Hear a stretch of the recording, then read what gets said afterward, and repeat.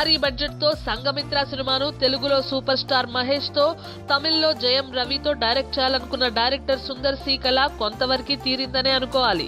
ఈ cinema Telugu and Tamil versions కోసం international star గా మారిన దీపికా పదుకొనెను లీడ్ గా సెలెక్ట్ చేశాడు.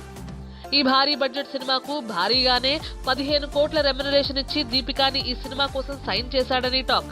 అయితే సంఘమిత్ర సినిమా కోసం దాదాపు 1 ఇయర్ కాల్ షీట్లు ఇవ్వాలని కోరాడట. దీపిక ఆల్మోస్ట్ ఫైనలైజ్ అయిపోయినట్టు న్యూస్ ఉంది.